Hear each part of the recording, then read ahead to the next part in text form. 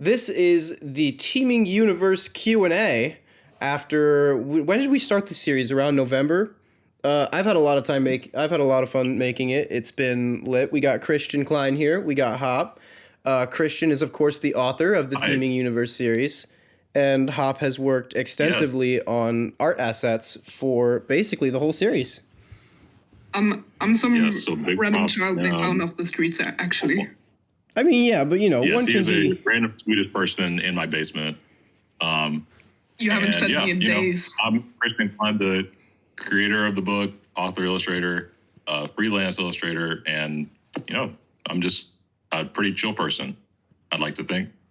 Nice. Pretty chill person. That's some good. You sure are. Also, don't sell yourself short, Hop. You could be a random kid that we found on the street and also draw pictures of aliens. That is true. This is not mutually exclusive. I mean, I do not spot any falsehoods in that statement. Yep. Okay, so I've finished about my 6th bottle of glue. So if anybody has any questions that they are very pressed, like they saw it and they like really want to get into it, for sure pick it out. Otherwise, I can, pick some stuff from the comment section. Should we just start now, or? Yeah, sure. If there's anyone that y'all are particularly into, feel free to pick it out first. If not, I got one right here, so. The first one I found was just being described as some weird red thing that found a smartphone is so accurate that I'm not even offended. Also, I have a question for Christian. Was there any inspiration you had to create such a massive speculative zoology project? Like, did you ever see or read something that made you go, yep, I want to do this myself for sure? That's a really good question. There wasn't really like any single project, but it was just like the community itself.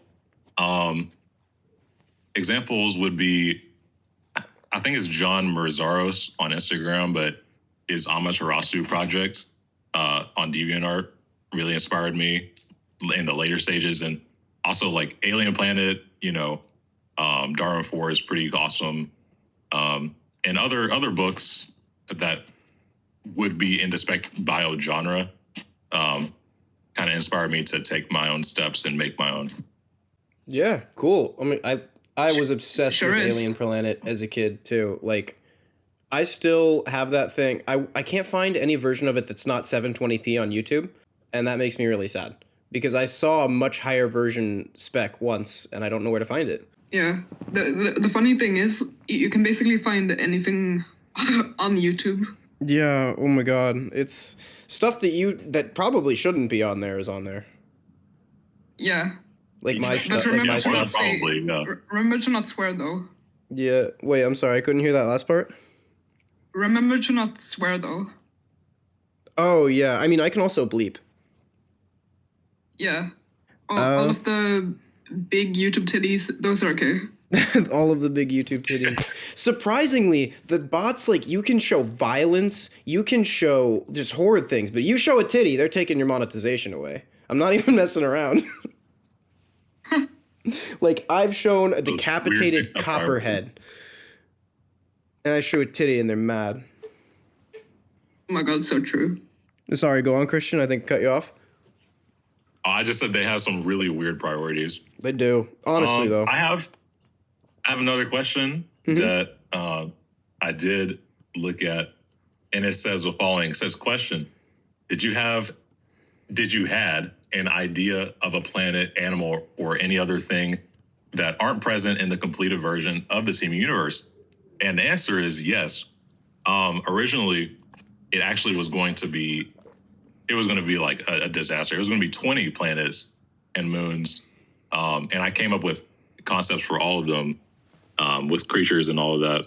But just for time constraints and just like my existence, I cut it down in half because that's a lot more feasible. Yeah. And it's like that would have been crazy because with only 11 planets, it's already 323 pages long. So if I kept to my guns, I would still be working on it right now. Yeah, it'd probably be coming out in sorry. Oh, I mean, yeah, my bad.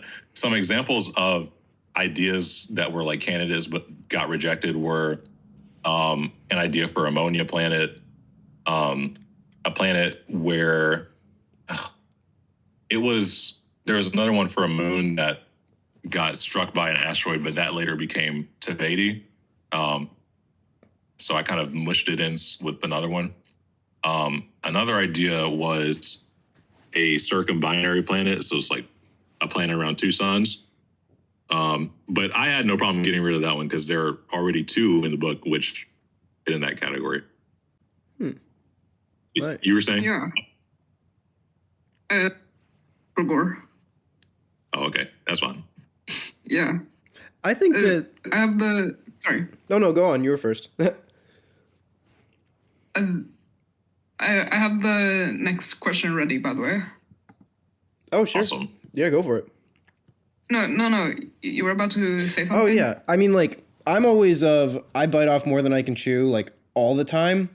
But I find that I really like Christian's strategy of, like, you can zone in on more. If you have less worlds, you can give more individual attention to each world, you know? Exactly. It's one of those things where it's like, you could have a ton of worlds, but you can always make more worlds, you know, and for each individual project, for the time scale of what you're taking on, I think you made a really good decision because, like, each one of these worlds is really fleshed out, you know? Yeah. And that's like good advice I can give to anyone. Like anyone out there listening, like, please don't be afraid to reject, you know, your first idea and just not commit to it. Because the more the more you trial and error these types of things and not be afraid to let go, the more likely you'll progress like in a positive direction and you'll get better. It's like you don't want to commit to a bad idea, basically. Yeah. So true. Makes sense. Question for the artists. How did you create physical aspects of these creatures without a clear picture? So I got a lot of help from Christian, of course. He would occasionally send like the images and sketches of ideas he had for them. And you know, yeah. Makes sense. Yeah, pretty much. Yep. I gave him source images and he did a good job, really good job. I'm representing it in his style. And Saba too, when it work. Got you. What about Christian, like for you, creating these aliens kind of, I know you have, like, obviously I can see you have some bio under your belt with what you've been creating. Did you, sometimes I find I like to make anatomical weird things a lot, but sometimes I find starting with that structure, I guess, like, what I'm trying to ask is there something just getting started with creating an alien that would be helpful and just, you know, I don't know if I'm being very clear. Yeah, I can sense your question. Like, my answer to that would be, it depends on like what you're trying to do. Like, if you're trying to be super hard spec and like stick to all the rules and make something as plausible as possible, then it's like that's even more reason to go with the facts first and kind of do like a crawl before you walk strategy, where you look to the real world, you look to like science, biology, like how do things do things and why do they do what they do? You know, like why is grass green? Why does an elephant have tusks? So like that. It's because they have problems in front of them that they're trying to solve.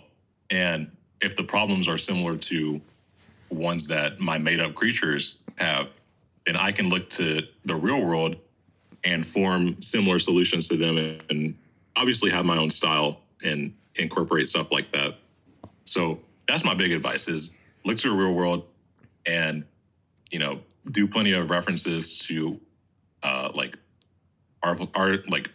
scientific articles because those give you a lot of really good advice. For example, chapter 1, Manir, that was based almost entirely on one article that I got about how bacteria would like sustain itself on Mars and like what it would need to survive with like a hypoxic membrane and stuff. It was because of that the science was as sound as it is. So that's my advice. Just look to the real world, that it won't lead you in the wrong direction. Got you. Yeah. Sounds good. Very words. Cool. Should I pull up another question? Here's the next one I found. Gotcha. Question for Cline. Are there any alien life possessing sapiens but lacking the ability to use or make tools like earth whales and dolphins? Or perhaps is a species infallible of advancing past the Stone Age due to a lack of fire or metals? Oh, that's an interesting question. No. That's pretty much it. No. Is that a Yetuan standpoint or a human standpoint? Because I think humans are pretty dumb too. Yeah, I can agree with that. The Yetuans got the picture, right? We are extremely stupid. Yeah. Yeah, pretty. If a Yetuan knew we existed, they would probably think less of us. But I still can't use fire. The only two alien species in my book are the Krill, Chapter 7, and the Yetuans themselves. But not any other ones. I didn't get that far into it. This made me think of another question. Pull up Chapter 7 in your biology book. Everybody pull up Chapter 7. I have another question, actually, that brought up. I was thinking about this. Is the Krail, see, in a lot of writing that I really like, kind of like Lovecraft stuff, the mystery is kind of the real monster, if you catch my drift. Is that the direction that you were going with on the Krail, or is there some deeper meaning that you have already established, or is it the true I don't know factor that's like really because that is pretty scary, and I like using that, and that's like one of my favorite writing tactics.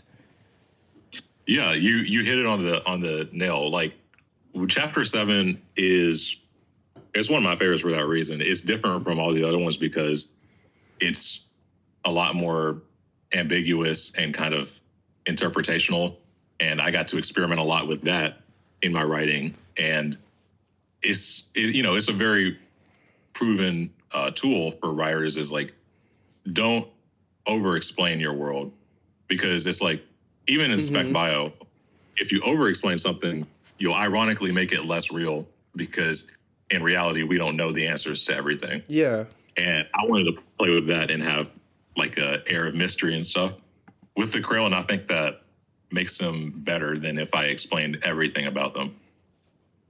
Yeah, no, I completely agree. Like, if I saw a scout, I would start redacted till it all went black. Like, we're screwed. Absolutely. Like, We're screwed. We're not really we're not really like scared of the things we don't understand, because back when we were still cavemen, and if we heard like something bump in the night, if we will, like our minds would like start to race, like, whoa, what just produced that sound? I'm terrified of math. Makes sense. Oh my god, so true. Yeah. Next question? Yeah. Question 5. Question to Christian Cline. What is your least favorite alien in the book? Oh, that's a good one. Humans. Yeah. All of them. Yeah. If I wrote about them, then it would be them. But that's an interesting question. I would say my least favorite one would have to be, it'd probably be the Wedum, because and Hop and I were kind of talking about it before we started, but like, one thing that I'm trying to develop more with my next project going forward is in Chapter 10, kind of part 1, but to a greater extent part 2, I focus mostly on the Yetuans themselves and not like so much the biosphere around them, just because of the magnitude of like a sapient species and how special they are in the Teeming universe. So because of that, I didn't give as much attention to like other local animals as other like worlds. And I feel like the Wedum, looking back now, it could have been totally different, but I don't know. I feel like I played the design a little too safe. I still like it. It's just, I could do way better now. Personally, I'm a fan of the alien doggies. I love them. I mean, like, the fact that that's your least favorite, though, you do some pretty good work, my G. You know what I mean? Like, I still think if that's your least favorite, like, good work. You know what I mean? Thank you. I appreciate that. Yeah. I think my favorite is the Oon. I feel That's like a lot of people's favorite. I could bounce on it and do not. That honestly surprises me. that is so many people's favorite, and I really like that one too. It's just so alien. It's good to see people like gravitate into it. I also like the amount of Subnautica comments on that video. Oh yeah. I feel like Spec Zoo is kind of a new genre, right? So not new, but in the public eye, as popular as it is right now, that's kind of new, right? I feel like we're seeing people get familiar with a genre, so they're asking all the same crap. Yeah. Yeah, you're right about it being new. Like, Dougal Dixon and stuff like other authors like that in the late 80s and early 90s made it like popular, quote unquote. But it's been around, for really H.G. Wells' The Time Machine. It could be considered like the earliest form of like spec bio. Yeah. And that was way back in 1995. But it's like now we're kind of coming into our own. Which is one reason why I really love like the community, because it's so tight knit.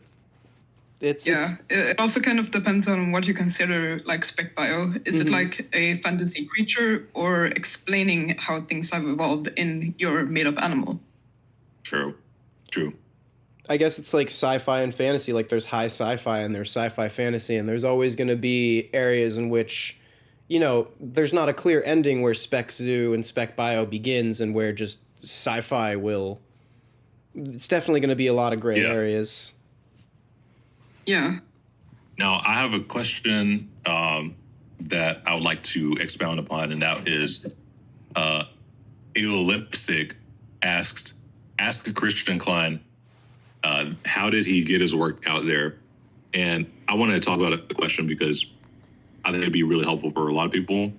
So the way I published my book, first of all, was print-on-demand publishing through Amazon, Kindle Direct Publishing, or just KDP for short. And I encourage as many people as possible to like try looking into it, because print-on-demand publishing is, compared to traditional routes, much less expensive, and it opens a lot of doors for people who may not have the time or resources, like me in college, to get a agent and things like that. It can be difficult because you have to do everything yourself. Like I had to format everything myself, write everything myself, and of course paint. But it's a lot easier in a weird way than the traditional route. And I would encourage everyone to try it, because that's how you can make professional looking books. If you know how to do anything about book design, then that's something that anyone can do, really. All I had to, for me, my experience personally, all I had to pay for was my copyright certificate, which wasn't really like Amazon. It was just separate, and an author copy of my book, which was like $20. And other than that, it was pretty much free. So I think it's something that people don't know about as much as they should. And quite frankly, that's a shame. Wait. After I get my book out there, I mainly use my social media, my Instagram, Christian Cline, my website, and, promoting to YouTubers like Curious Archive, other people, Thought Potato. That's mainly how I got the bulk of my audience, I guess, which I can't express enough gratitude for. Wait. You published your book mostly for free? Mostly for free? Like most? It cost like a total of $70 over the course of like 3 years. That is, yeah, you are right. That is something not a lot of people know about. I didn't know about that. That is useful. Yeah, thank you. That's news to me. Yeah, wow. I thought my entire life. I'm sorry. Go ahead. My entire life, I was like, "Oh, creating a book, that's gonna cost so much. It's gonna cost $8 trillion." And here, you just stroll up and be like, "Oh yeah, $70." Exactly. Like so many people in the community have aspirations of making books, at all levels, whether they're really well known or like not. And it's, I originally didn't know either, of course, until I just stumbled upon it on YouTube. I was kind of coming up with like the idea for making a book, but I didn't know how. And I randomly found this, I think it was Jillian Perkins, who's like an independent book publisher or self-publisher. And I just watched some of her videos, and then I went, further down kind of the rabbit hole looking like, how do you self-publish, what to look out for? That took a lot of researching on my part, like several weeks and months. But it is feasible. If I can do it, then anyone in the community really can do it. Yeah, awesome. Like, thank you for expanding on that, because that's incredibly useful information for like anybody in the creative industry. Like, yeah, wow, I did not know that. I would, like, if I ever made a book, I was about to get scammed by a publisher before you told me that, bro. Yeah, I feel so enlightened. Now I can go on to make my book that I was definitely going to make. Question for Christian: how does it feel to be a speculative species stud? This is actually from the comments. I'm not. Yeah. How's it feel? It feels good. I like to think I don't think I'm a stud necessarily, but I'm flattered anyway. Well, you're the comment is already spoken, and everything on the internet is true. So. Yeah. Oh yeah, absolutely. Yeah.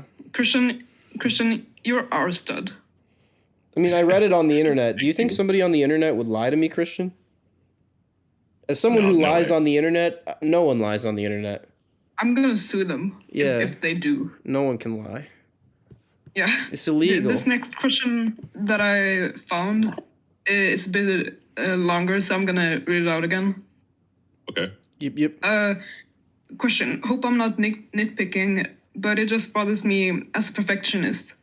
Read the book, and there were a noticeable amount of typos, including a mention of a creature that doesn't appear in the book on the page with a thing that looks like Corsola. Were you unable to get a decent proofreader? Love the book, though. If you're making any more, I'd like, you get the rest. That's a fair question. I think so. It's Yeah, fair. that's one of the down. Oh, good. Oh, sorry. No, yeah. Go. I think it's fair, but he also worded it kind of not very nicely. Yeah, a little bit, not necessarily apropos, but it's a valid question. Yeah. And criticism. So one of the downsides, as I've said, like with doing publishing, is like you have to do everything yourself, or you can hire a graphic designer or something like that, proofreader. Me being kind of like almost like a broke college student, it's like they can't really do that. But I reread it a couple times even after publication, and I've updated the manuscripts probably like 7 or 8 times after publishing in September. So it doesn't have any more typos anymore, thankfully. But unfortunately, I did catch a couple, like 2 or 3, like the first couple weeks. I mean, but no, I could not hire a proofreader. Actually, also like how everybody in the comments is just like, oh my god, the prickleback is just a Corsola. Well, like it is pretty much. It was inspired by it. I don't know why people get like so salty on the internet about so much stuff. It's a valid question, but it's like it's the execution. No, yeah, exactly. It's like there's nothing wrong with pointing that out, but why are they so mad? It's Pokemon. I feel the answer is in your question itself. Internet. Internet, yeah. Yep, internet.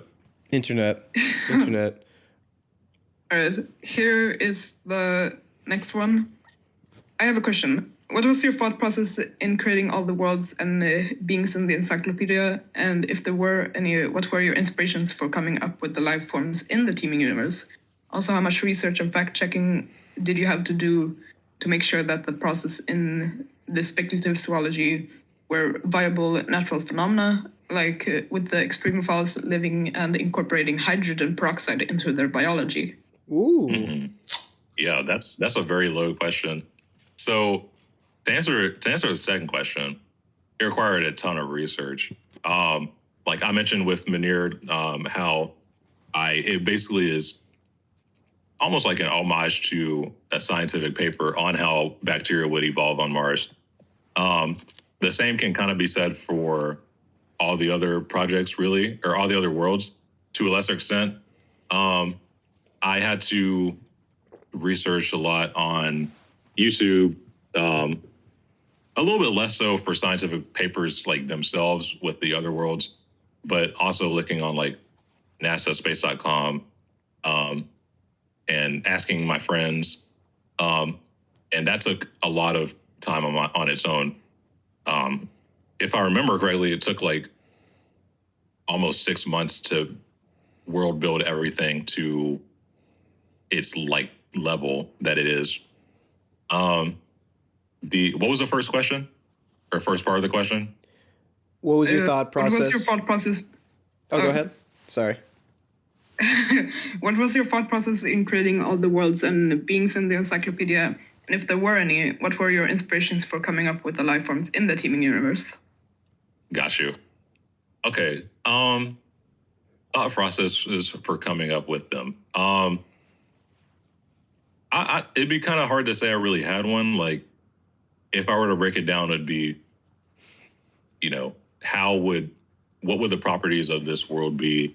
Like trying to flesh out as much of the world like as possible about how would this feature affect that, and how it affects this, which would affect life. Like Terrea, for example, chapter 3, like the ocean world, I had to kind of do like a kind of stream of consciousness approach where it's like, okay, it's an ocean planet. So what about a ton of water and, hot sun would have an effect on this? It's like there'd be a lot of storms for most of the year. Life probably wouldn't exist on land as much as in the ocean because the land is scorched under sun and stuff like that. And it just took a lot of it was a lot of cause and effect kind of chain linking in my head, and also written down. And the same can kind of be said for creatures too. It kind of mostly started with looking at, real world animals. I had an idea of like, okay, so pelagonarians are like fish, but they have these other traits of things like bobbit worms, stuff like that. And that took a lot of referencing and inspiration from that. And then I asked myself a similar question of like, what would this trait have on, this trait, and how would it play with this? Like, where did the trait come from? Stuff like that. So it was a lot of cause and effect, kind of explaining things that explain other things, basically. Yeah. I mean, that also helps me go back to the very awesome. The question I had earlier with the whole, how do you get a creature? I guess when you have the ecosystem laid out, you definitely have your constraints, so that helps you with the starting point. No, you actually get the creatures. You actually get the creatures at Home Depot. You get them at Home Depot? Do you have to do they come assembled, or do you have to put them together? Probably depends on the store. Okay, I have a question for Christian. So obviously, we all know that the world is actually inverted in on itself, and if you looked with the telescope, you would see the other side of the planet. You completely made up space, the universe, the galaxy, evolution, and all that, because we were made up by spaghetti about 3 years ago, right? So how'd you think of all that? That's some pretty cool sci-fi stuff. I like it. I think he's a concave earther. Have you heard of those, like concave earthers? Yeah, no, that's what yeah. That is an awesome question. Yeah. How did you think of all that? Yeah, I mean, how I came up with all of it is lots of inspiration from other spec works, especially looking at real world solutions to like evolution, stuff like that. Geology, astronomy, of course. And then I mushed it all together with my brain. Nice. It's a really good way to say it. Yeah. Here's more of a funny question that I found. Question for Christian. How long did the project take? Oh, it took 2.5 years, roughly. So the writing portion, the world building portion took about 6 months on and off. I was doing other stuff. The writing itself took 11 months. The paintings after the writing took 10 months. And then the formatting took 2. So that's like 2.5 years.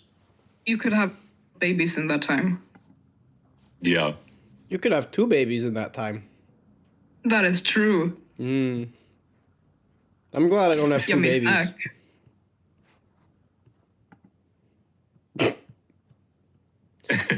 I mean, you're definitely right. Like, yep. Just an awkward pause. Someone, I have a question. Yeah. Lipstick comes back for round 2 and he says, are there any Mohawk Yoda ones? And the answer is probably, but it'd be hard because they have a facial crest in the way. So it's like, it's more of a super mullet if they had one. Yeah. Super mullet. I like to imagine they just put a bit of glue on like the back of their crest and kind of shove it into their hair to make a mohawk. That sounds painful. Do the H1s get tattoos? Yes. Where did I imagine they would have come up with it eventually. I feel like they would look sick with some ink.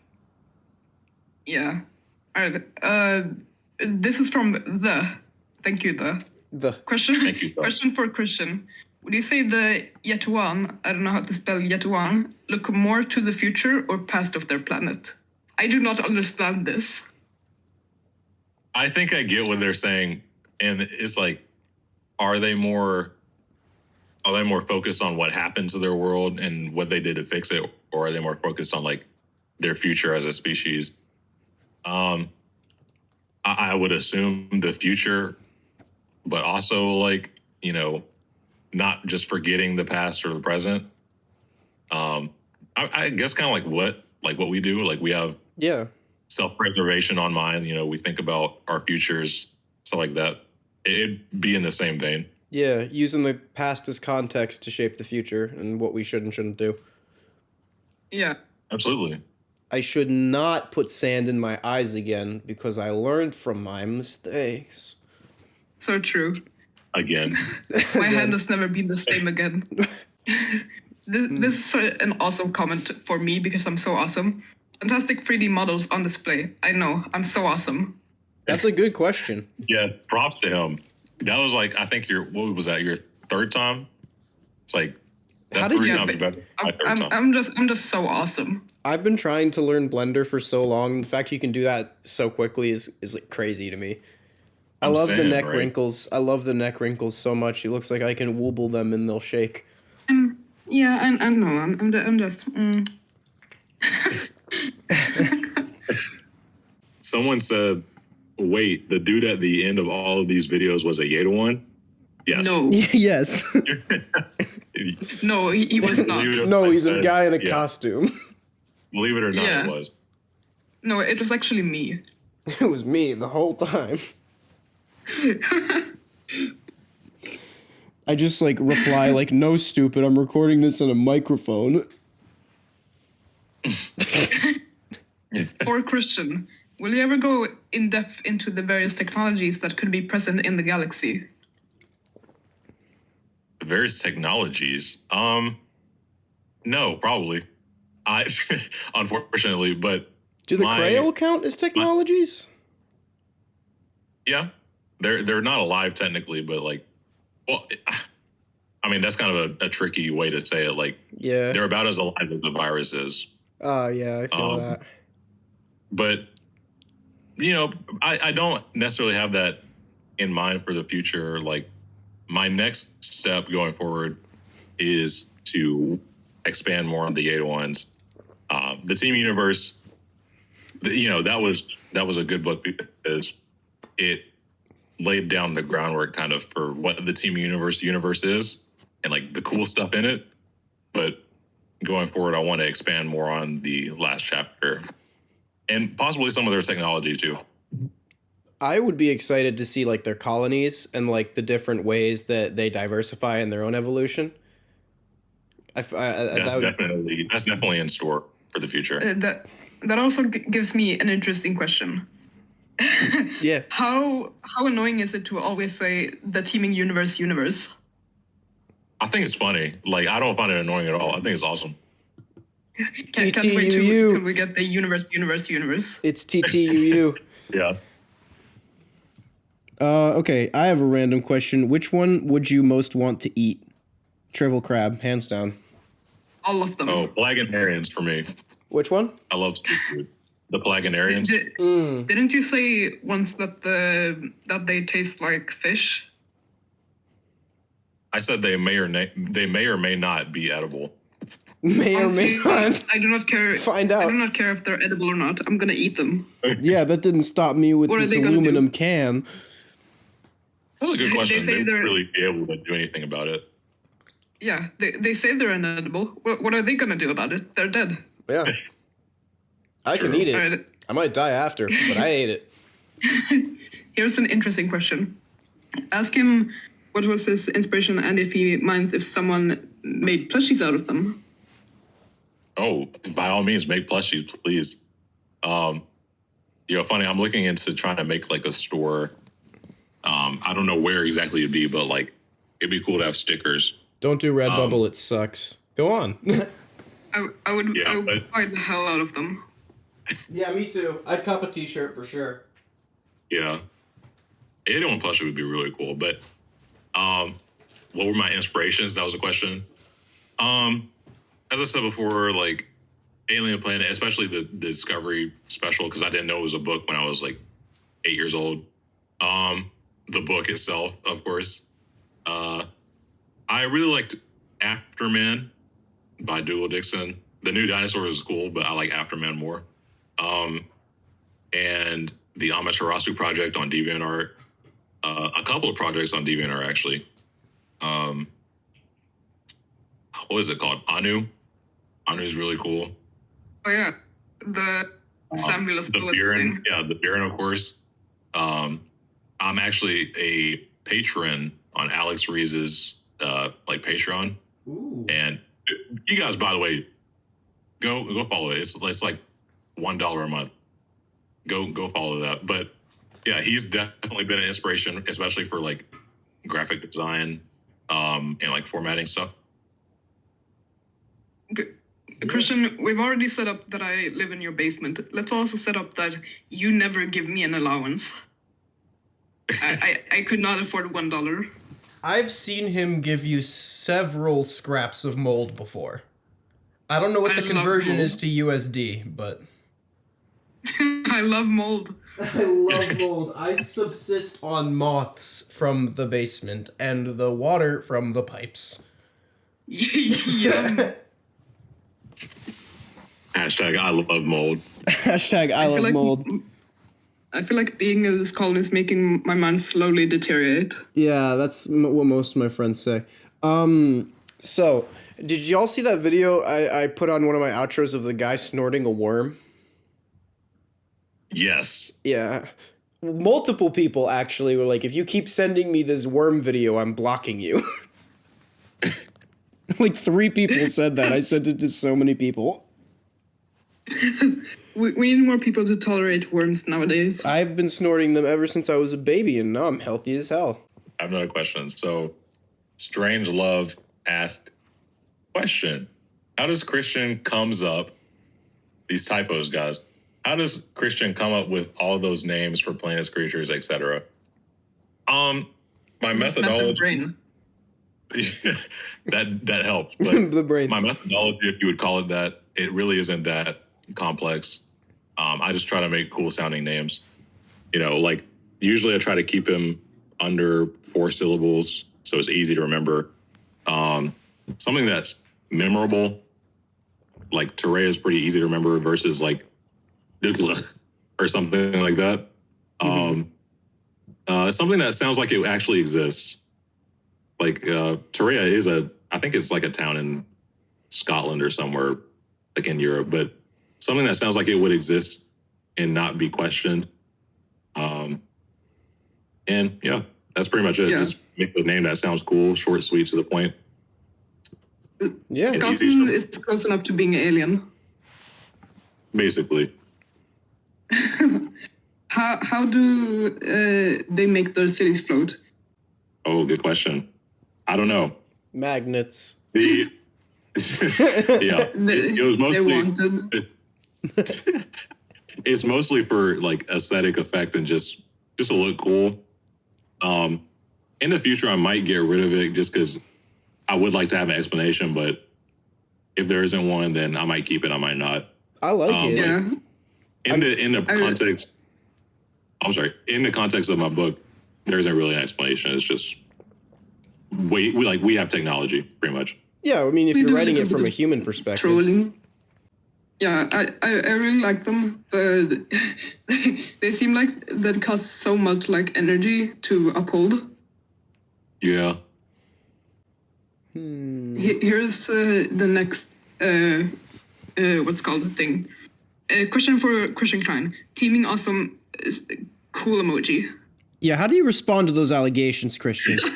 What do you say to this? We know what you've been doing. Where were you on Friday night?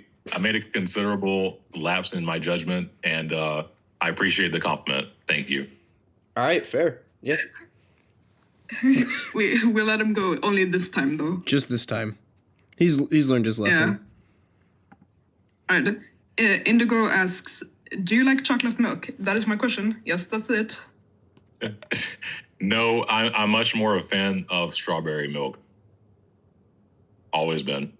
Me and Hop are just I'm not really by a this. fan of I'm not really a fan of drinking milk straight. Like, I'd much rather have milk with cereal. I What bathed do you in mean? milk for the past like 5 days. Don't you just walk up to the local cows, just take a sip? No. Suck and udder. It's fresh. That's why I'm not allowed back near I no like it more fresh. cows no more by court order.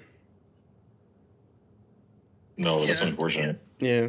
Right. They I have sent misunderstand. this- We're in love. Yeah, that's true. Go ahead. I've sent this in the group chat before, and I already know that you kind of love this question. So I'm going to read it out. Thank you, Lucy Roberts, by the way. Was the creator sober when her wrote the book? Were they sober when they wrote that question? Oh yeah, that one. Yeah, but my response was like, one of us in the equation is sober, and It's not me. you know, So true. don't drink, guys. It's not worth it. I've never done it, but I don't see the appeal in it. No, actually, drink, gamble. Wait, you've never drank? Nope, never. Huh. Interesting. Yeah. Have you, oh, I mean, like, we're not going to get into admitting what people have done on the internet. That's a slippery slope. Yeah. Don't tell me. Yeah, we're Don't not tell going me. down this road. This is not that the reminds Q&A me- direction. That reminds me, one time when I was like 7, and I was eating like dinner with my parents. I think it was New Year, and I was like, "Wow, Dad, why am I not allowed to drink those things?" And he was like, "Oh, it's for adults." So Too much fun. I was like, I was like nagging him. So he poured like 1/10 of like a drop of alcohol. Tim And- Grog. And my face just like became crinkled paper. Was and he it just started beer? laughing. Beer or like vodka or like, what was it?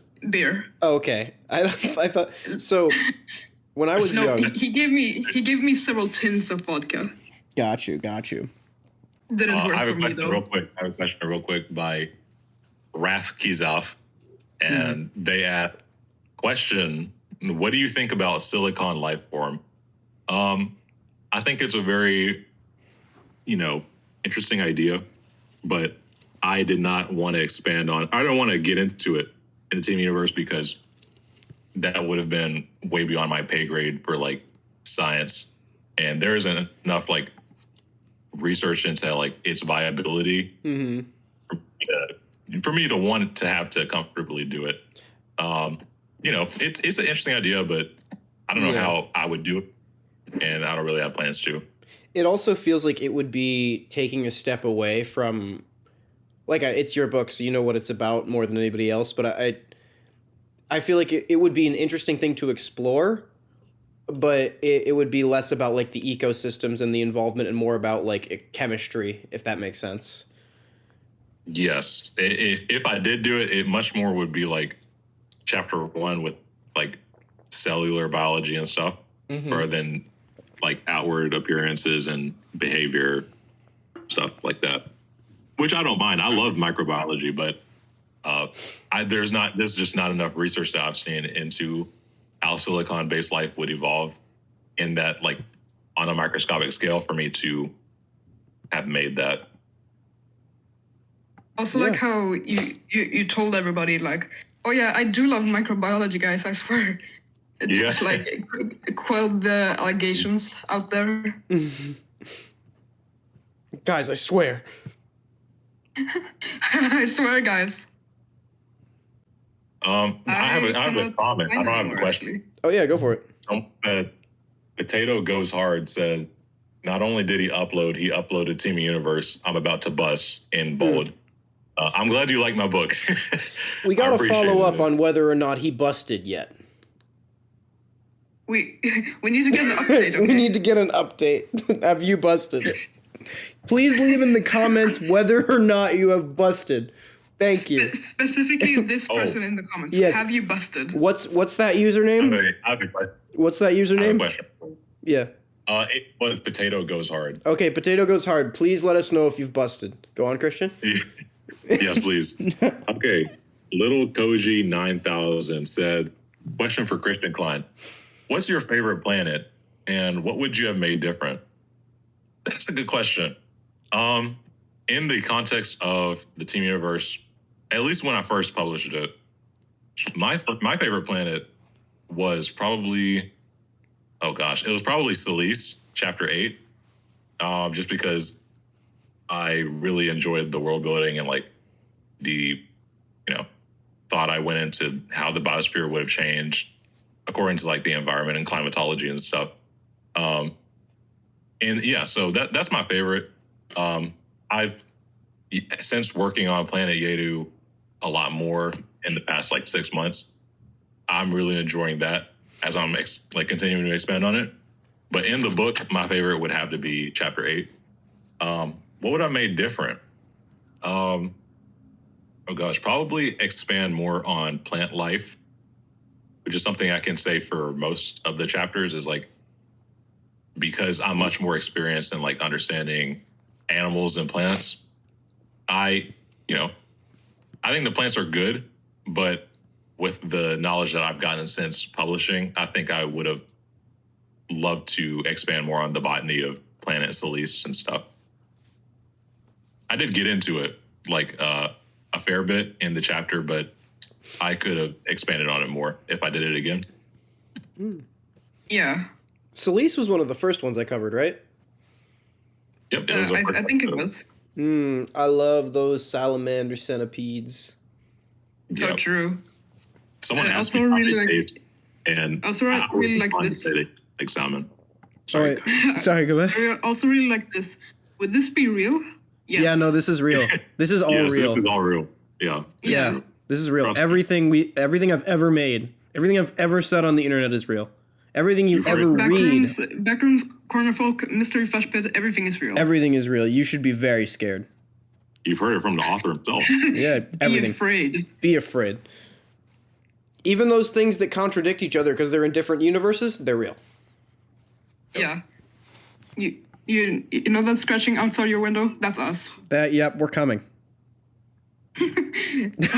We're approaching rapidly. Lock your door. You see those 3 shadowy figures standing in the distance outside of your window when you're watching this at 11:13 at night, Kevin? That's us. Someone named Kevin out there is freaked out.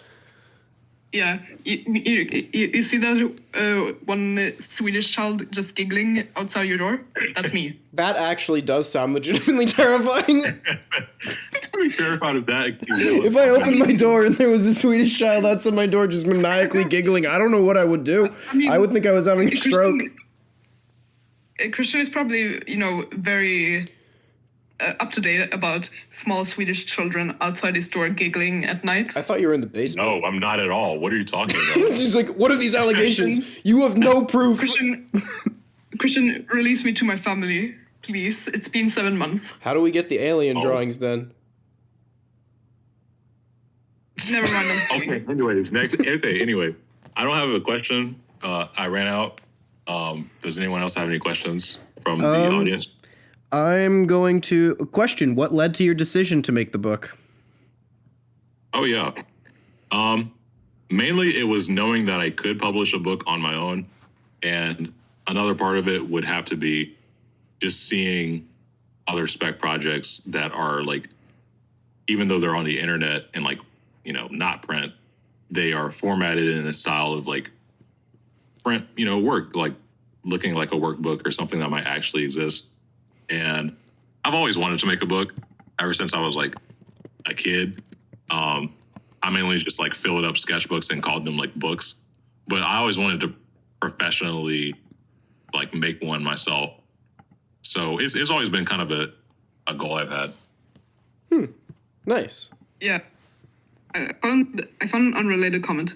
What even is AzFk? Is he an alien or something metaphysical? I personally am a manifestation of anxiety, but I am curious.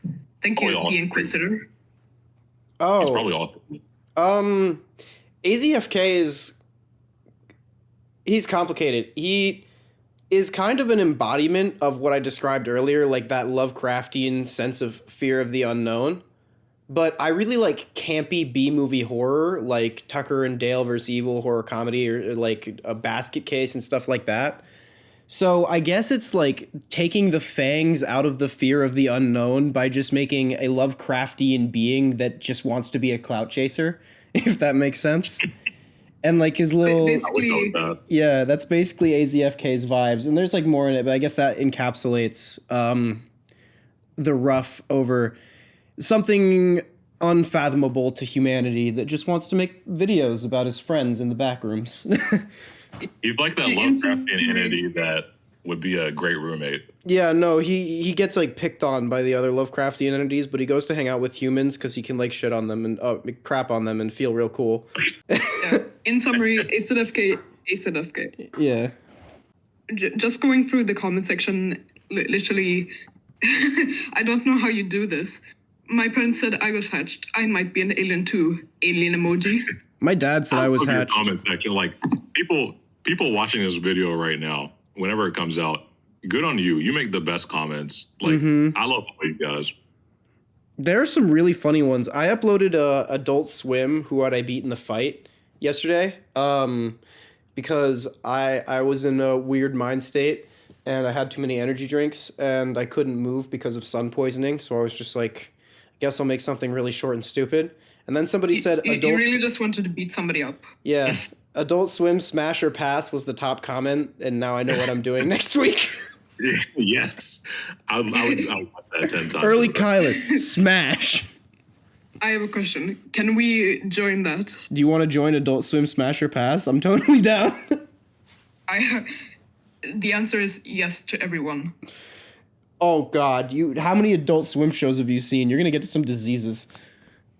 I haven't seen it in like years. It's been like way too long, like 10 years plus.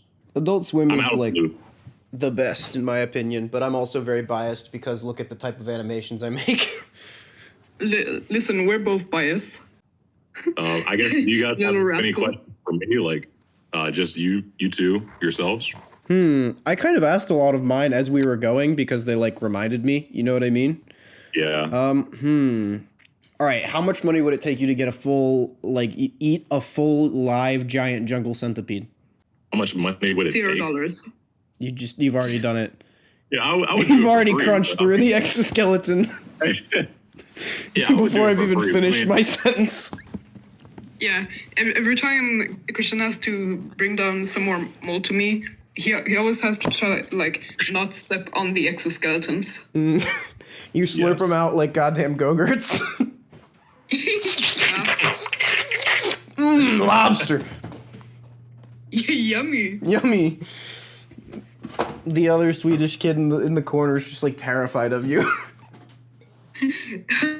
The strongest survives. The Teeming Universe, an extraterrestrial field guide. What would you do if you were dropped off in an alien swamp filled with scorpion salamander-looking creatures trying to liquefy and then slurp out your organs? At what point does a creature made out of a bunch of other symbiotic creatures become its own micro-ecosystem? And how long can a dope astrobiology project exist before the basement dwellers make NSFW versions of every single creature like all tomorrows? Find out this time on In the Teeming Universe. The Teeming Universe is a field guide to a myriad of extraterrestrial planets containing multitudes of strange alien species in the known universe. We know about these worlds because of one artist, Christian Cline. They're a great artist, and I'll be linking to their pages in the description. Without further ado, let's take a look at some of the worlds detailed in these pages. Welcome to the world of Hercelion. The scientific school of thought thinks this may be the result of a terrestrial planet, a gas giant, and a broken prophylactic. Halfway between the mass of Earth and Uranus, the large size of this planet has significant effects on the evolution and biology of the life forms that call this world home. Hercelion has a gravity of over double the obesity of Earth's and a thick, soupy atmosphere. The high atmospheric pressure in tandem with rampant volcanic activity has turned the surface into a hot, hellish environment almost as unlivable as New Jersey, with shallow oceans and limited biodiversity. The surface is sparsely populated by plants and small, flat, creeping animals that got Darwinian smushed by the intense gravity, but the true beauty of Hercelion can be seen in the skies. There are two main classes of life in this world: Aperticorolusians,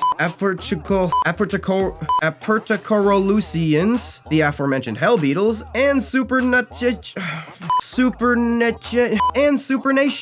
the inflatable doll balloony boys. The skies of Hercelion have atmospheric pressure, temperature, and light presence more similar to Earth's lower atmosphere than a dimension of torment. Because of the more favorable conditions, they can expand into many more interesting niches than is possible on the surface. As life evolved here much more recently than life on the lightless, decrepit surface, animals here have only recently developed eyes. Instead of using vision as the main sense like any respectable biological creature, many creatures use bioelectrical sensory organs to maneuver their environment as well. To stay buoyant, instead of a skeleton, these creatures have a cartilaginous endoskeleton and hydrogen sacs to stay afloat. The most significant example of a supernation life form is the Oon. The Oon is described as a living hot air balloon the size of 3 blue whales sewn together. They look like they'd be super fun to jump on like trampolines, but it also looks like it'd be too easy to fall to your death to a hell dimension. These bloodless, brainless, wiggly masses are the largest creatures to inhabit Hercelion. They flow with the wind in packs of 2 to 5 and occasionally draw in air to create more hydrogen and specialized organs to float. Even though it has no brain, it has 2 rudimentary eye stalks that are just barely usable enough to detect movement, and bioelectrical organs underneath its bunghole area to detect large organisms in its dummy thick blind spot. Oons are very susceptible to damage from storms, turbulences, and coke overdoses, but non-lethal injuries will heal over time. Oons are actually not just one organism, but instead closer to a flying symbiotic ecosystem in itself. A plethora of little creatures make the Oon its home, so just remember, if someone makes fun of you for constantly being covered in small insects, you can tell them that in Oon customs, you're a stud. Some creatures act as pollinators, some make food, some protect it from predators, some maintain and repair the Oon's body, some eat excess algae and its poops, and some eat the ones that eat its poops. Oons reproduce with internally stored eggs and something terrifying called aerial sperm. Newborn Oons are already ready to float. Like when human moms poop on the babies when giving birth to them to give them bacteria, actually true, look it up. Baby Oons get symbiotic species from their parents. The only time an Oon will ever go to the surface of the planet is when they suffer a lethal injury, sometimes from a pack of hunting predators known as the Speldos. Speldos are around the size of a bus at 40 feet. They are fierce pack hunters that hunt Oons and other smaller Hercelion animals. While they don't have jaws, they do have thousands of tiny teeth that they can use to rip chunks of flesh away from their prey by ramming into them headfirst at full speed like all those old football players. I mean, I didn't watch the second half of any of their documentaries, but from the first part, it seems like it worked out great. They have 2 large wings that are actually made of 4 fused limbs, and 2 up front used for stabilization. When they attack the Oon, thousands of protective Oon mites from the Oon ecosystem quickly swarm and engage to attempt to dissuade these predators by latching onto them and repeatedly scratching and biting them with their large beaks until they cease the attack. Shifting gears to a planet that's a little more similar to the human homeworld, let's check out Solis. Solis is a terrestrial planet around 70% the mass of Earth that lacks a moon. This lack of a special space rock rock to fake a landing for a significant societal landmark might not seem like a big deal, but moons are actually quite important for life on the surface of a planet. They act as stabilizers for the axial tilt of the planet, so we have stable seasonal temperature changes instead of one side freezing and one side burning like a microwave tin of Chef Boyardee. While it looks like our planet aesthetically, even the seasons on Solis are alien. There are 4 different weather zones. Days and nights can either be even on the rotation of the planet, or days and nights can last from weeks to months depending on the zone. Life on Solis originated before Earth, but because the environments of Solis are about as bipolar as Kanye, life is not nearly as diverse here. The first multicellular life came around 850 million years ago. Plants here use a slightly darker version of chlorophyll to get sun through the cloudy sky,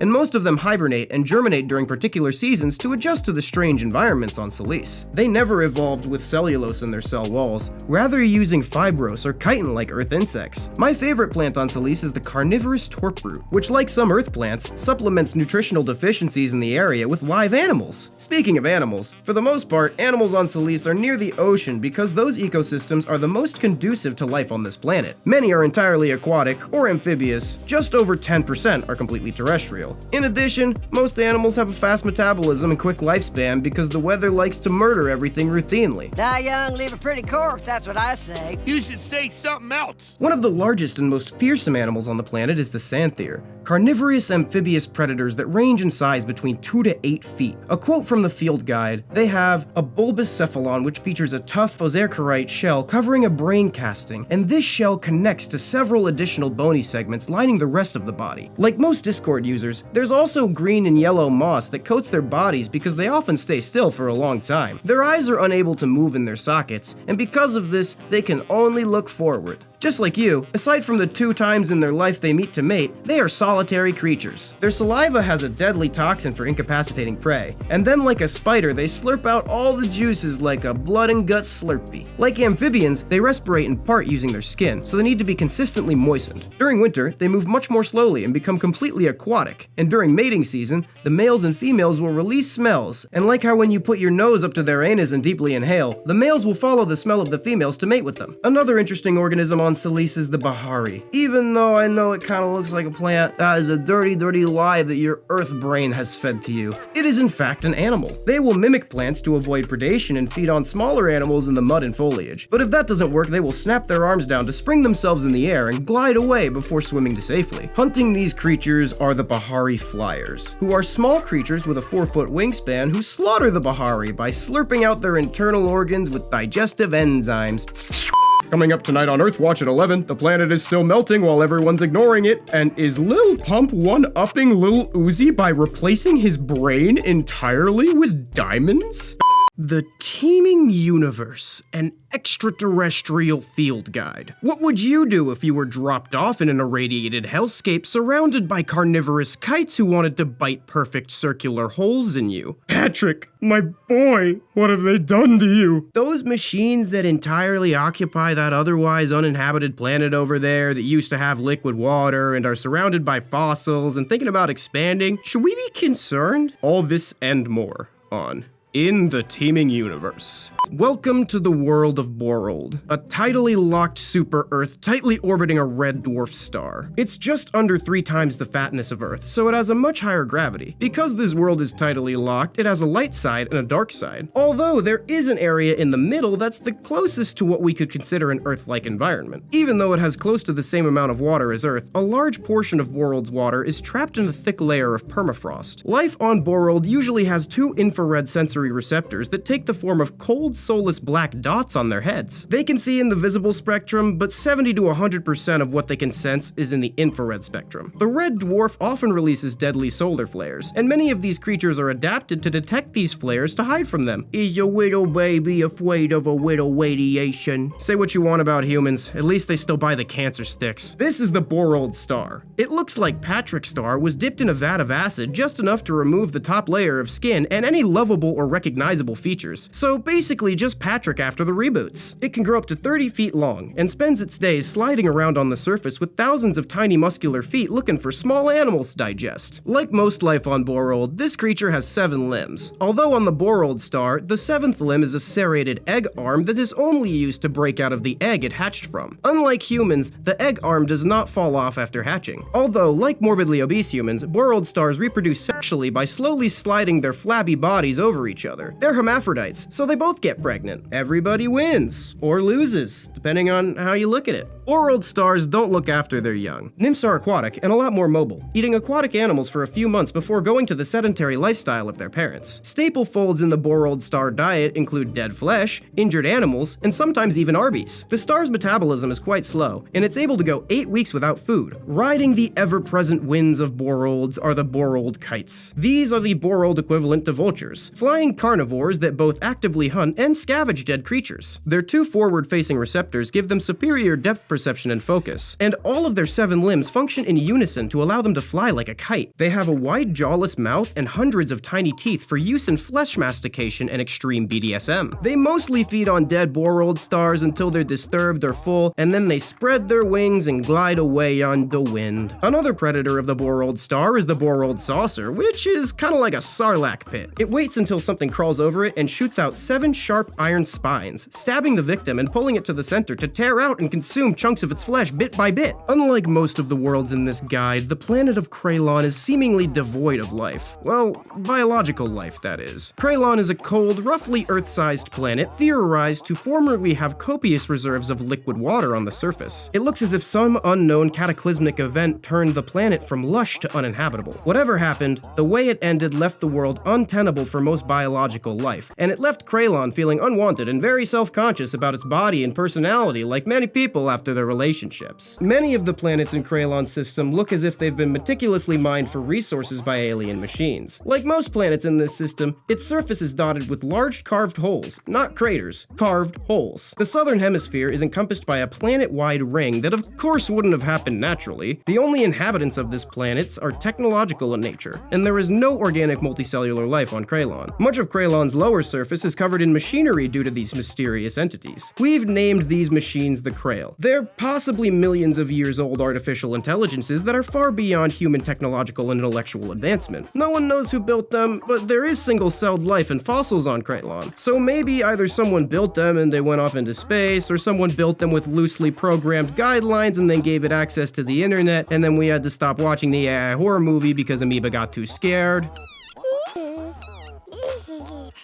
The Krail are preparing for mass expansion of their numbers, which sounds ominous as hell. If there was ever a thing to be worried about, it's this. They're creating millions of mining ships to harvest planets and moons for raw materials. Each planet in their solar system has been or is being mined out. Many areas on Kralon are devoted to solar power for mining as well, and at night it glows a brilliant blue. They're able to travel at superliminal speeds, aka above the speed of light, aka that one thing that even very smart wheelchair robot man, God rest his soul, maybe he shouldn't have tried so hard to disprove God says you can't do. So yeah, they're kind of a big deal. The largest Krail machine in the Gravitalesque army is the Arch ship. 20-mile-long trapezoidal ships with the pointy end facing towards the planet. The tip beams out directions and signals for hundreds of thousands of drones on the surface. There are millions of these dotted along the planet. They're made out of something dubbed Kralium, and while it's partially made out of materials known to man, it displays properties never before seen in a known substance. The material easily conducts heat, spontaneously changes opacity/reflectivity, magnetic charge, shape, and possesses unparalleled tensile strength. They've been hit by an asteroid without so much as a piece chipping off. An Arch ship needs less than a gram of Kralium to store terabytes of data. Can you imagine how many Rubik's Cubes I could solve with that kind of brain? Because I bet if I had that kind of brain, I would be able to imagine exactly how many Rubik's Cubes I would be able to solve if I had that brain. Anyways, the Arch ships are the big boys in charge, running the show down below. The machines on the surface mine materials and then pack it into cargo ships, which get shot into the Arch ship, which turns them into solar panels, which launches them into space to provide energy for the system to keep going. Even the advanced machines machines are in endless nonsensical rat races that only serve to prolong themselves by another meaningless second in each iteration. When not in a current function, Corellium acts as a standard model. Gel-like machines that wait on standby to go with any task they are directed to. They change shape and function into, among other things, mining vessels, vibrating phalluses, and solar panels. One version is a scout,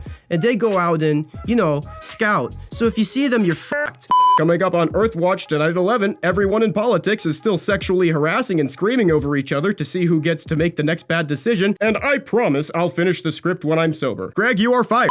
The Teeming Universe, an extraterrestrial field guide. What would you do if you were dropped off in the water on an ocean planet surrounded by alien fish? Drown. The answer is you would drown. I know you've heard of a flying fish, but this is gonna take that to a whole new level. And how much money would it take to get you to use the alien fish as a fleshlight? Definitely at least enough to get plastic surgery to replace your dick. All this and more on In the Teeming Universe. Welcome to the world of Torreya, a monumental ocean planet 7 times the mass of Earth. At the time of its discovery, it was the fattest inhabited planet they had ever found. It has a large ring of asteroids thought to be the remainder of moons that got shredded under the planet's intense gravity, and 8 unshredded yet perpetually terrified moons dispersed throughout the viscera of their past brethren. Aside from a handful of small islands, there is no land on Torreya. 99% of the surface is covered in water, and hence 99% of the life on Torreya is underwater. The surface is battered with constant hurricanes, and it's also prone to hypercanes. Hypercanes are, quote, ungodly storms that rage on for centuries that are fueled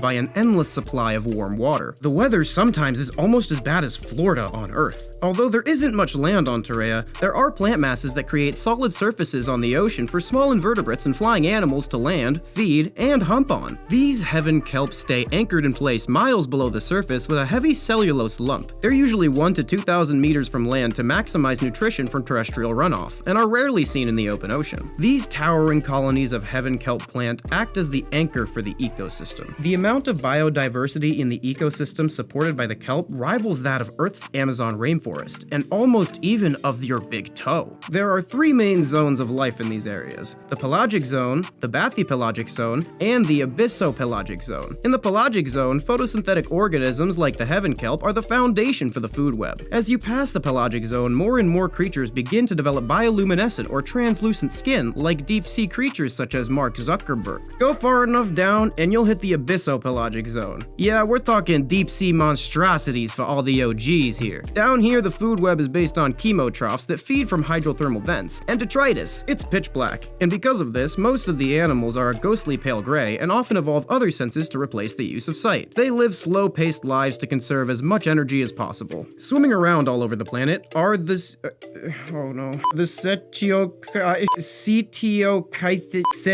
It's this. I'm sorry, Christian, I really can't read for shit. Or fish. They are trilaterally symmetrical fish like aliens. All fish come from a single trilateral ancestor, but some have adapted bilateral traits as well. They have hemocyanin in their blood, giving them a dark blue hue. They have a blind gut, meaning like Kim Jong-un, they lack an anus. Also like Kim Jong-un, they adapt the same system for expelling waste, and vomit up a hardened hamster pellet poo out their face hole. Speaking of face holes, they don't have true jaws, but instead fragments of bone connected to strong facial muscles. Obligatory BJ joke. They open their mouths up with a trio of bone or cartilage serrated hooks kept in place with muscles along the roof of their mouths. When the lips close over the mouths, these spines are hidden, but when the inner mouth flexes outwards, the muscles jut forward, taking the hooks with them. There are many different variations of this mouth for different diets. These are a specific family of fish, the pelagonarians, aka the pelegs. There are over 650 unique species of pelegs, none of which are from Subnautica, so for God's sake, stop asking. All species have whisker-like protrusions on the front of their face used for locating food, communication, and courtship. They swim in schools ranging from a handful to tens of thousands. Their diet is mostly plant matter and sometimes smaller fish or invertebrates. Their skeleton is fish-like, but the key difference is that it's trilaterally symmetrical. They have a brain and nervous system and a set of electrical nodes under the skin which help the fish communicate with one another. They also have gills and a special set of lungs to let them take in oxygen from the water. Pelegs possess an internal cloaca for you know. When mating, both male and female cloacas move outwardly, and the male inserts the sperm directly into the female orifice. After that horrific description taken directly from the book, they lay their eggs in the clutches. This is the Gallant gull, a fish that has evolved the ability both to fly and swim. For instance, when you throw a regular fish off of a building, it would turn into a large red stain upon the inevitable impact of the ground. This would not happen with the Gallant gull. Because of their time spent on the surface, they have a very high tolerance for the bright sun, humid air, and mind-bending acid on the surface. The gull is largely endemic to the island of Talkoi, roosting on the cliffs before returning to the water to breathe. One of the largest invertebrate creatures native to Torreya is the anoom, large filter-feeding organisms made of many small jellyfish-like invertebrates. Full-grown anooms can reach 250 feet in length. They have a large sail, and behind that there are trailing tentacles that can be over 100 feet long. There are lots of other invertebrates too, some of which look pretty similar to what's on Earth. I've wanted to eat basically everything on this list, but none more than the tribble crab. The sun lily is special too, because it's a completely photosynthetic animal, unlike anything on Earth. I would also eat that thing too. Yeah. Coming up on Earthwatch tonight at 11, the Americans are having a time where they're thankful that they were able to steal land hundreds of years ago, and are more toddlers than usual projected to get curb stomped this Black Friday. The Teeming Universe, an extraterrestrial field guide. What would you do if you were dropped off on a freezing dry purple planet where nothing had less than 5 legs? Would I be able to use the handicapped parking here? This thing is just so cute as a baby. I'm gonna take it home like that lady with the pet chimpanzee, because what could possibly go wrong? And why hasn't internet historians sued me yet? All this and more on In the Teeming Universe. This is the world of Aight. Aight? It's a cold, dry, Earth-like planet towards the back end of its solar system's habitable range. From the surface, it resembles a drier, dustier, purpler version of Earth with a beige-colored atmosphere and purplish-blue oceans. It was significantly smaller than the human homeworld, and was made fun of for the scientists for being the smallest known habited planet at the time of its discovery. While this sounds mean, it's apparently really into degradation. It has high amounts of carbon dioxide in its atmosphere, allowing for a greenhouse effect to make the world warm enough to be habitable. Aight has a wet season and a dry season. During the wet season, the planet will warm up and some of the formerly frozen water will thaw, allowing the blackish-purple plant life to spread to areas that are not habitable during the dry season. During the dry season, the water freezes again and the forests recede back to their smaller dry season population. Around the same time, dust storms will cover entire parts of the planet for weeks. They also have an increase of forest fires at this time because of the deforestation and drier climate, plus static electricity from the friction between dust particles. The constant deforest and reforestation creates seasonally active ecosystems. So imagine instead of a Starbucks pumpkin spice latte coming out every fall and then leaving in the winter, it's an entire ecosystem having a population boom orgy and then all dying in a frozen location, dehydration, population extermination till the next generation's migration in correlation with meteorological motivation. You know what they say, young, dumb, and full of cum to old, cold, and filled with mold. The highest areas of biodiversity are in the oceans or the dense forests. The temperate areas are home to animals that live there year-round rather than the other ecosystem's mass boink and die system. Plants on Aight have chitin in their cells rather than cellulose, again like Earth insects, and they have a black pigment to absorb maximum light instead of a green one. But even more alien are the chemoliths. Different from both plants and animals, they use chemosynthetic means to get energy. They can appear plant-like, but are more analogous to the fungi of Earth rather than the plants. Before anyone asks, no, yeah, we already tried, you can't trip on them. Animal life on Aight are split into 3 main groups: vertebrates, invertebrates, and pseudovertebrates. The pseudovertebrates typically have 8 to 10 limbs and move using primarily hydraulic muscles. They have segmented armor along their hydroxyapatite spine. They're a very diverse group of life, with members as large as the cherry titan, a 25-foot grazing animal. Leave a comment on what you think its meat tastes like down below. Many of the vertebrates on Aight share common characteristics as well. They have 3 eyes that can see in the visible or infrared spectrum. Many have ears and nostrils, signifying similar systems and behavior to our own, but some amphibious variants breathe through their skin. All vertebrates on Aight are pentapods because they evolved from a 5-limbed ancestor. There are a diverse plethora of different 5th limbs for niche purposes based on that species. Both vertebrates and pseudovertebrates have weird sideways facing mandibles like some bugs do. These vertebrate mammal-like apex predator aliens are the hellerines. At 5 feet from jaw to tail, they're around the size of a small human. They have thick fur, copious amounts of fat, and dense muscles to keep them warm when this ice rock drops to 20 below zero. This same dense muscle can allow for huge bursts in energy and incredible feats of physical performance. For example, a Hellreen can run up to 45 miles per hour for up to 30 seconds. They have one forward-facing eye and two off slightly to the side, which gives them incredible depth perception. They can also detect prey's heat signatures using their infrared spectrum vision, which proves quite useful in hunting. Imagine ripping one and then getting murked because Bug-Faced Wolf over there detected your fart's heat signature. They have many different color variations of their fur that helps them camouflage in different environments. They almost entirely eat meat either through hunting or scavenging, but sometimes feed on the stomach contents of dead herbivorous prey. The Hellreen have a bite force rivaling that of Earth's polar bears. They live in social groups of 10 to 20 individuals, and their favorite activity is working as a team to murder other creatures. Hellreen's social structure operates on a hierarchy with alpha, beta, subordinate, and baby roles, and extended family structures live in a den together. Hellreen give live birth. The babies are defenseless without their parents, and rely on them for pre-digested nutrients that the mother or father vomits up out of the gizzard. Similar to pack-hunting animals on Earth, they use a strategy when hunting to weed out the old, the young, the sick, or the stupid to get an easy meal. Like how when Pecco liquefies the ugly animals to make food for the other animals, the cream of the crop rises to the top.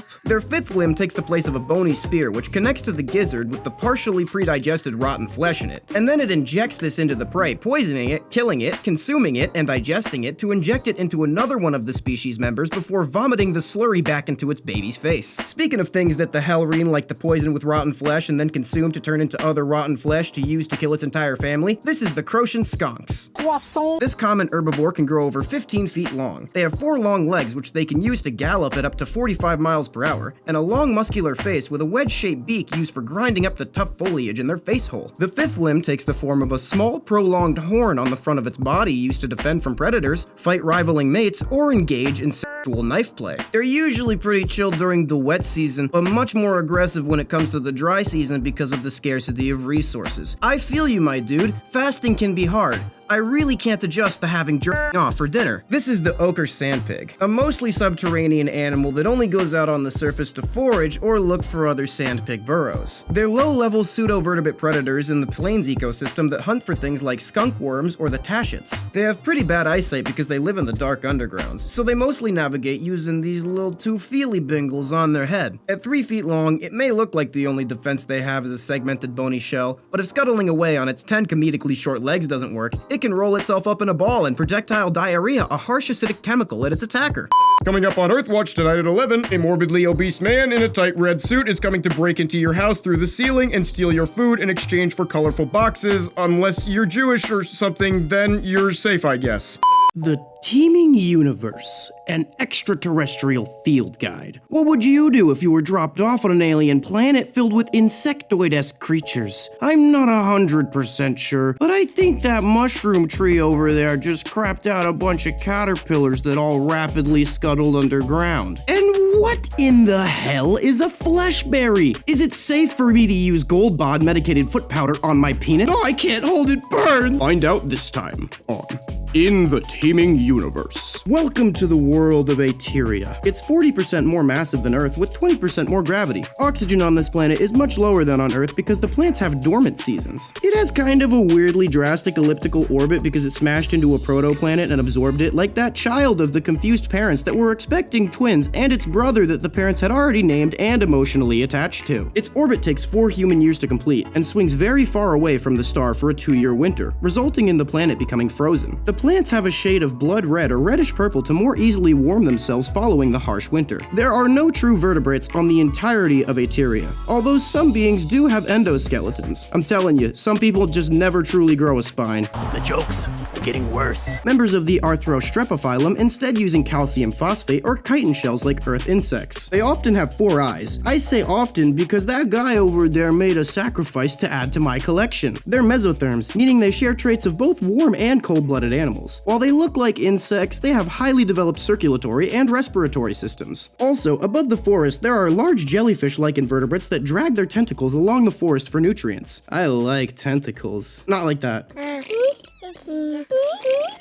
This is the fisher crane, one of the smaller predators on the planet. Like human young, they are usually much fatter and wigglier in the larval stage. They have a metamorphic lifestyle, hatching into grubs in the early spring and reaching maturity by early summer. They have a 4-foot wingspan, and they're only 20 inches from tip to butt. They have 4 eyes, 2 for the visible spectrum and 2 for infrared. Fisher cranes display sexual dimorphism. Males are bigger and more red, and females are smaller and purplish. Cranes have a third sex, one that has underdeveloped versions of both reproductive organs. When they reach the age of maturity, one set falls off, and the crane cries hysterically because it fears it has undergone genital mutilation. Regardless of species, puberty is a stressful time. Another creature failed by the public school system. While it seems pretty alien, this is present in earth animals such as insects, certain fish species, and the common house cat. They have a brain and 3 smaller clusters of nervous tissue, but are not much smarter than common birds. Grubs feed on detritus and plant matter, and when they reach adulthood, they transition to a carnivorous diet. When it's time to boink, they fly into dense aerial clusters to have sky orgies, lay eggs, and then immediately die. For months afterwards, the rain is whitish and sticky. The hard-shelled eggs they lay are adapted for temperatures under 30 below zero, containing high levels of glycerin to keep them from freezing. And all claims that I am harvesting them in an unsustainable manner to make cheap car antifreeze is slanderous libel. This is the blacktail marsh noodle, runner-up for the best name ever. These common freshwater aquatic predators are not arthrostreptans, but instead in the phylum Vermillions. They have no exoskeleton, instead using an endoskeleton made out of cartilage. It has bad vision, so its 2 front legs evolved into probes to feel around and impale other creatures on its proboscis. Imagine this thing putting its entire proboscis up your urethra. It also uses electrical signals to find food. They can grow larger than a human male, and they reach maturity around 4 months out of the nymph stage, living for around 3 years before not going the way of the guy that I didn't hit with my car. This is the tripper hog. They have a thick brown shell which protects them and lets them camouflage, and a spade-shaped head used for digging. Like the common redditor, it spends most of its time browsing and eating. During the winter, they bury themselves alive and hibernate and then wake up. Unlike the average redditor, it mates at least once in its lifetime, sometimes every spring. Wait a minute, this thing is eat, sleep, fuck. So it's like a human, but without all the redundancies and cognitive dissonance. This thing is a sturg. Even though this kinda looks like a mushroom, you're dumb, because it's actually a tree. Sturgs exist across the entirety of the Aterian globe. They can grow up to 250 feet or 76 meters tall. Despite looking like trees, they have animalian traits as well. When they release pollen, their seedlings are more similar to caterpillars than seeds. Seedlings move around and will also develop bristles to avoid being eaten. They will crawl into a burrow where the sturg roots and begins to grow. Imagine instead of shooting loads, you jacked off into a field and all your sperms wiggled away into the night to find a hole to crawl in. They can live for up to 400 years and are home to numerous animals, like trees on Earth. Here's a sturg called the dwarf fleshberry sturg. I want to eat the fleshberry. Does the fleshberry taste like flesh? Coming up on Earthwatch tonight at 11, the humans are celebrating New Year's by kissing each other while the balls drop or something. At least they don't do it before the balls drop, because that's definitely a crime, and those are the first to die in prison. The Teeming Universe, an extraterrestrial field guide. Imagine a world where everything had 2 skeletons and the trees grew like ocean coral. Would you let birds eat parasites off your back like the space rhino? Would you let me do it? What would you do if you had 4 eyes that could all swivel independently like a chameleon? I know it's something creepy. I can see it in your eyes. Let's just start the alien video, you pervert. Welcome to the world of Yulin, a small terrestrial planet slightly above half the size of Earth. Due to the small size, it only has 2/3 of the atmosphere density, which makes it much less effective at trapping heat, resulting in a colder environment. The surface is made up of large permanent ice caps, forests, and expansive oceans. There isn't much of an axial tilt, so there isn't much seasonality. Basically, most places on the planet are just one long harsh winter. For much of the planet's history, most of the surface has been covered in ice, save for some periods where the planet is warmed up, giving life opportunity to climb its ass out of the primordial soup that it would have stayed in having known there would be days like this. The planet's small size also results in a weaker magnetosphere, which has wide-reaching implications for life on the surface. Animal life on Yulin is at least aesthetically similar to Earth. There are invertebrates, which are pretty on par for Earth life, and vertebrates, which work a bit differently here. Vertebrates here are called basket vertebrates because they have 2 spines and skeletal frames. These 2 skeletons are linked by joints, muscle, or duct tape. Most vertebrate life on Yulin has this skeletal structure, but it's present in all land vertebrates due to an amphibian-like common ancestor. Many of these animals have a 3-part jaw system. The upper upper mandible separated in half vertically. Vertebrates typically have 4 eyes, all of which can see the visible spectrum, and some of which can sense the ultraviolet spectrum as well. This is the Lorian Clerics. Clarii, plural for clerics, are a clade of flying animals comparable to Earth's pterosaurs and birds. Many of them move and hunt with flight, but many species are also capable of other forms of movement like burrowing, running, jelqing, hopping, or swimming. They are basket vertebrates, with some species developing anterior spines that can support large bird-like pectoral muscles. They sport long muscular necks that help them peer around when flying and nomming small animals. Their jaws have 2 small rows of serrated plates connected to the skull for snagging slippery fish boys. Some of the largest clarids have 40-foot wingspan, using their enormous wings to soar on mountain thermals for weeks at a time. Sounds like the back of a goddamn monster can. They don't have feathers, instead having a tightly pulled scrotum in each armpit like a bat. Living solitary lives, these creatures only pair up when it's time to fuck. This is the common cobbleback trait, one of the food sources of the clerics. It's kind of funny how a lot of creatures just exist as a food source. These are one of the most common aquatic creatures living in the streams and rivers. The adults resemble fish and measure up to 3 feet long. Every year, adults migrate north into the colder regions to avoid predation and lay their eggs. Their young kind of look like tadpoles, known on Earth colloquially as the common pond sperm. These are Cisabi, but I like to call it the space rhino. It's one of the largest grazers in the ecosystem. These creatures are armored titans measuring over 20 feet long, and they travel in herds of 30 to 40 across the cold wilderness. The armor on their backs is an extension of the dorsal spinal column. Cisabi graze on the various plants scattered about the tundra.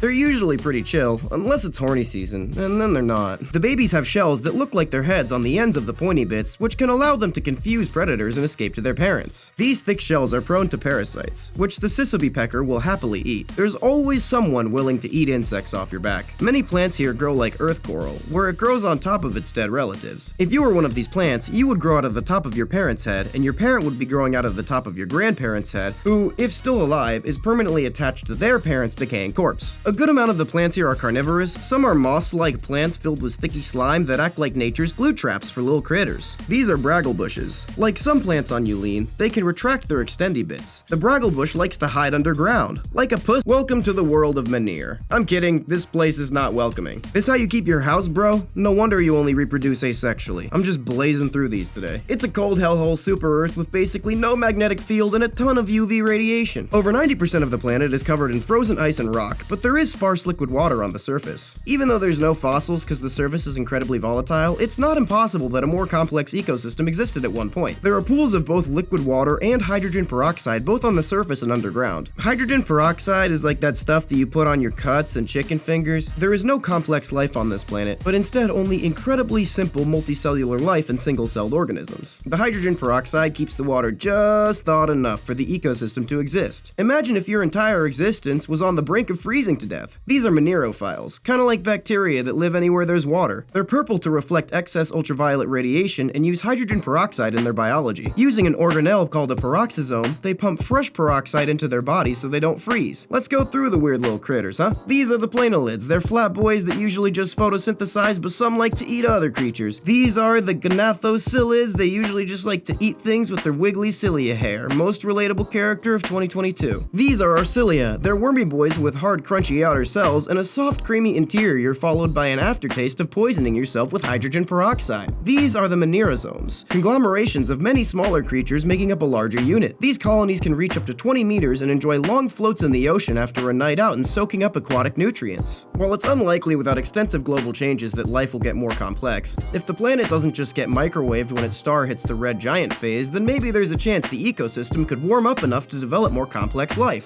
Coming up on Earthwatch tonight at 11, a child is walking down the streets lighting napkins on fire, sticking them in car gas tanks, and exploding them. The Teeming Universe, an extraterrestrial field guide. Imagine a world post-scarcity, post-hunger, post-poverty. Now imagine that same world was inhabited by a bunch of six-limbed, four-eyed, carnivorous bird people that had a government run off feudalism. Now imagine those same feudalistic, carnivorous bird people colonized another planet with bipedal, one-eyed, insectoid giraffe aliens wandering around on the surface, and then took it even further, establishing colonies across 10 star systems. Now imagine Imagine that after they met you, they were still convinced that their species was the only example of intelligence in the universe. What if I told you they were right? What the hell am I going on about this time? Stay tuned to find out right now. Welcome to the world of Tavati, the largest moon orbiting the planet Theta, a planet between the mass of Saturn and Uranus. Despite being a moon, it's incredibly Earth-like. It has 70% the gravity of Earth and a weaker magnetic field. It's also warmer, has higher oxygen, and no ice caps. The large planet it orbits will block out the sun on average every 21 days for about 50 hours. During these times, the temperature will drop considerably, and many species sleep through it or go into complete and total breakdown for fear that the sun will never come back. Tavati is prone to asteroid impacts due to Theta's high gravity, and around 4 million years ago, one of these strikes wiped out 75% of life. It now exists in the late stages of recovery. Tavati isn't just any world, it's an alien colony belonging to the Yetuan. They come from Yetu, but we'll get to that in a sec. Around 850 years ago, over 2 million Yetuan colonists arrived on a massive superstructure to Tavati. Presently, this moon is home to about 40 million of these aliens. Well, technically, to me, you're the alien. They live in cities floating hundreds of feet above the ground, providing everything a bustling society would need. Life evolved independently from each other on both worlds, and there are fundamental differences in biology that make Tavati life toxic to consume for Yetuans. They don't walk on the surface in normal clothes or eat any of the aliens because they got arsenic in them, which makes them deadly.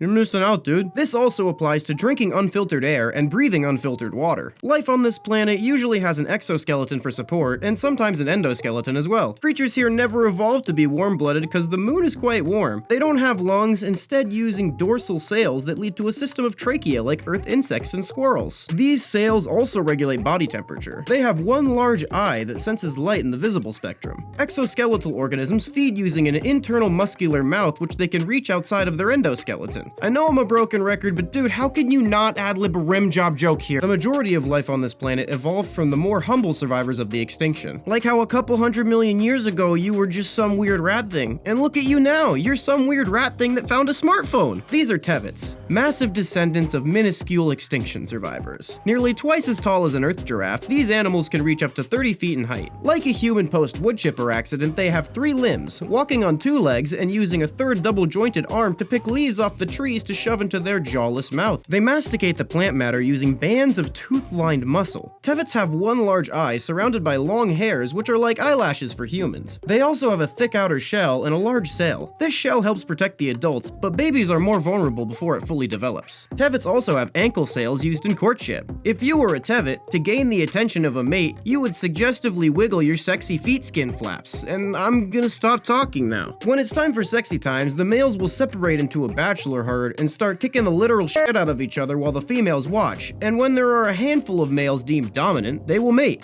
I think that humans have this too. It's called like football. To mate, they crouch face to face and the male's genitals will pop out from under the mouth hole and go into the female's genitals. 6 to 8 weeks later, the egg is released from the female's anus and pops on contact with the ground like a disgusting Orby. A baby is born. They stick close to their mothers and they can run almost immediately after being shat out. Their name comes from how they like to wander long distances to find water holes. Tevet in Yetuan means wanderer. This is the plainclaw, a common mid-sized predator that is a major threat to infant tevets. Like wolves, they live in small groups and have a group dedicated to having sex while cosplaying as them. They're supported by an endoskeleton, but also have a small thin shell that's basically vestigial. They have legs and are capable of running bipedally or tripedally. For hunting, they have a flexible eye stalk and specially adapted eyes for maximum depth perception. This is the prickleback. Angry pinecone is covered in spines to prevent predation. It feeds on nests of small invertebrate creatures. I don't know how this fucking thing moves either, but it manages. They have trouble locating nests on their own due to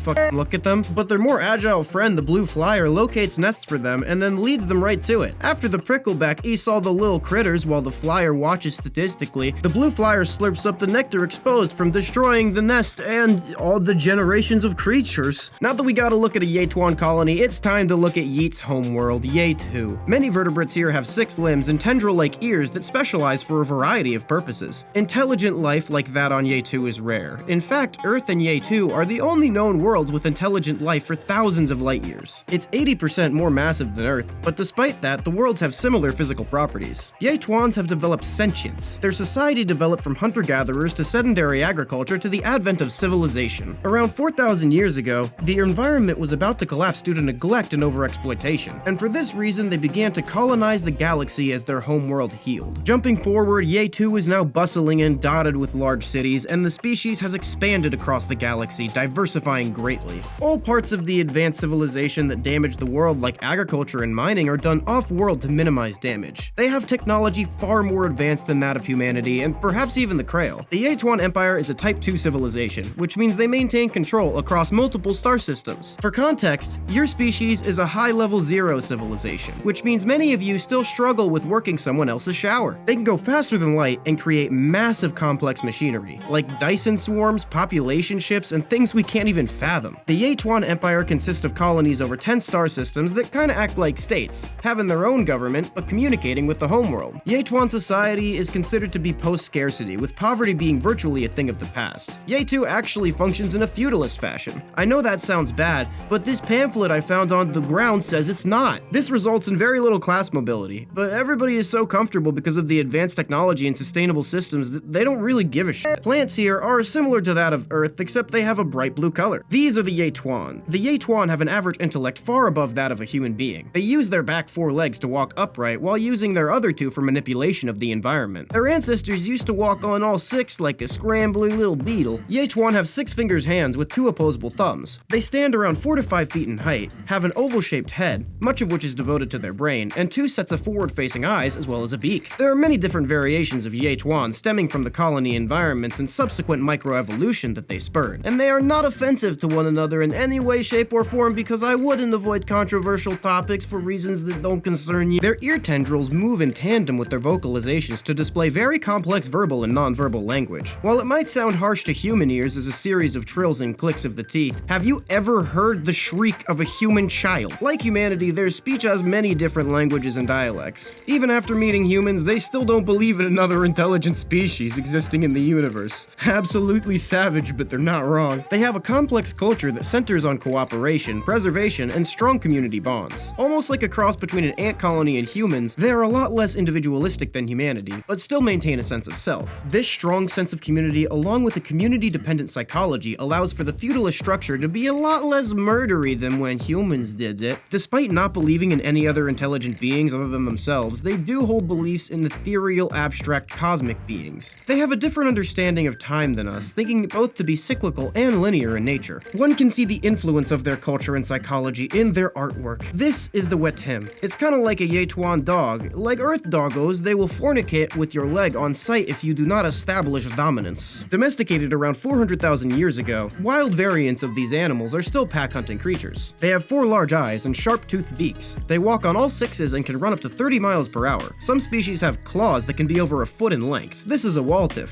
a flying pollinator and cultural staple food for the Ye2an. Like humans do with pigs, they keep them both around for company and eat them as food. Many apartments have artificial walltiff nests that are used as a food source. I was actually very graciously invited to a dinner at a Ye2an home, and was slightly surprised when they pulled a live animal out from the window, bashed it to death on the kitchen counter, and then threw its still bleeding body directly into the oven. I love traveling because you just learn so much about other cultures. Now let's go to our Ye2an correspondent, Yeet. Thanks, Az. I have no idea why we hired you to make this. We were asking for an actual footage full-length nature documentary, and instead you took our money and gave us a cartoon series where you watched aliens fuck and then ate them, and you did that to basically everyone that you saw. We will see you in court. Coming up on Earthwatch tonight at 11, now that Valentine's Day is over, pregnancies and suicides are given a break from peak season until, of course, spring break. Back to you, Az.